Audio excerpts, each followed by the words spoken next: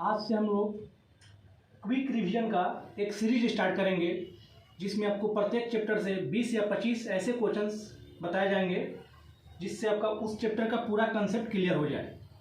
इसलिए हम लोग स्टार्ट कर रहे हैं क्योंकि आपका जब भी एग्ज़ाम आता है तो आप कंफ्यूज रहते हैं एग्ज़ाम से 15 दिन 20 दिन या 1 महीना पहले कि क्या पढ़ें क्या नहीं पढ़ें।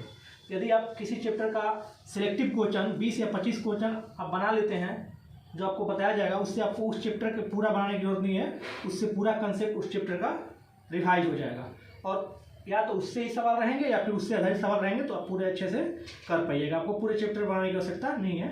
इसलिए मैंने एक क्विक रिवीजन का जो भी आपके आने वाले एसएससी या रेलवे के जो भी एग्जाम्स हैं उनके लिए मैंने बनाया है। तो चलिए बिना समय बर्बाद किए हुए शुरू करते हैं। आज हम लोग समय और कार्य के बारे में पढ़ेंगे।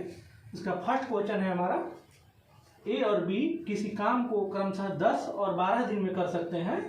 ए और बी ने साथ मिलकर काम करना शुरू किया और 3 दिन बाद ए ने काम छोड़ दिया, तो काम को पूरा करने में कितना समय लगेगा।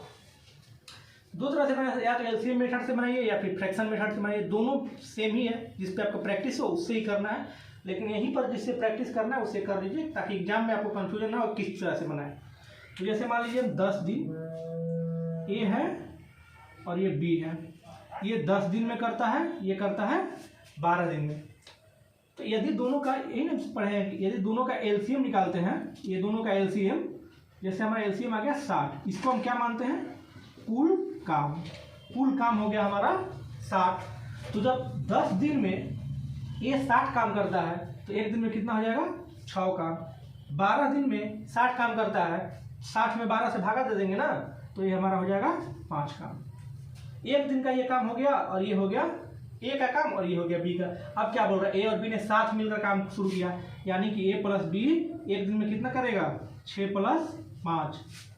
एक दिन में 6 + 5 11 काम किया और 3 दिन बाद ए ने काम छोड़ दिया। ए क्या कर रहा है, काम को छोड़ दे रहा है। तो यहाँ पर ऐसे समझते हैं कि ए सिर्फ 3 दिन तक ही काम किया। एक दिन में तो ए 6 काम कर रहा है लेकिन 3 दिन तक काम किया, लेकिन बी हमारा शुरू से लेकर लास्ट तक है। तो बी एक दिन में काम कितना करता है, 5। और हम मान लेते हैं कि x दिन में पूरा काम खत्म होता है। x क्या माने हैं, कुल समय, काम खत्म होने का कुल समय। x क्या है हमारा, काम खत्म होने का कुल समय। और ये ए काम किया, बाकी जो बचा वो बी शुरू से, बी जो है शुरू से लेकर अंत तक है, तो बी किया 5 × x, तो पूरा काम हमारा कितना था, 60, यानी कि 60 काम हमारा खत्म हो गया।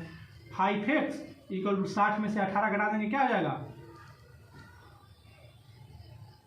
कितना हो जाएगा, 2, और 5 में से घटा 4, तो x कितना हो गया हमारा, 42/5। यही हमारा आंसर हो गया। इसको अगर पूर्णांक में ऑप्शन दिया रहेगा तो हम पूर्णांक में कर लेंगे। तो चलिए फिर हम नेक्स्ट सवाल की तरफ चलते हैं।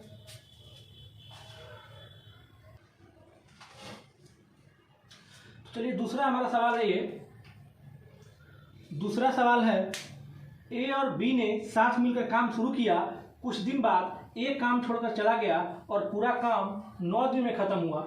ए ने कितने दिन बाद काम छोड़ा और ए और बी को क्रमशः, अगर ए और बी को क्रमशः 10 और 15 दिन में करते हैं। तो उसी तरीके से ये 10 और 15, ए है बी है, इसका एलसीएम क्या हो गया, 10 और 15 का एलसीएम हो गया हमारा 30। तो ये एक दिन में कितना काम करेगा, टोटल काम, पिछला क्वेश्चन में बताया कुल काम, एलसीएम में होता है कुल काम होता है, तो 30 कुल काम हो गया। तो 30 में 10 से भागा दिए तो 3 हो गया, ये हो गया हमारा 2। फिर कह रहा है कि एक काम छोड़कर चला गया कुछ दिन के बाद। अब कितना दिन बाद एक काम छोड़कर चला गया ये पता नहीं है, और पूरा काम 9 दिन में हुआ, तो ए ने कितने दिन बाद काम छोड़ा, तो ए ने हम मान लेते हैं x दिन बाद काम छोड़ा, तो 3 × x प्लस, अब क्या, बी जो है शुरू से लास्ट तक करता है ना, तो एक दिन में 2 काम करता है और काम लास्ट कितने दिन में हुआ है, 9 दिन में, तो 9 से गुणा कर देंगे। हमारा कुल काम कितना है, 30, वैल्यू निकल गया। 3x में क्या हो गया, 30 में से 18 घटा लीजिए, हमारा हो जाएगा 12, तो x कितना हो जाएगा, बराबर 4 दिन। x हो गया हमारा 4 दिन। तो यही x क्या माने हैं हम, ए x दिन बाद काम छोड़ा, यही निकाला था ना, उसी को हम मान लिए x।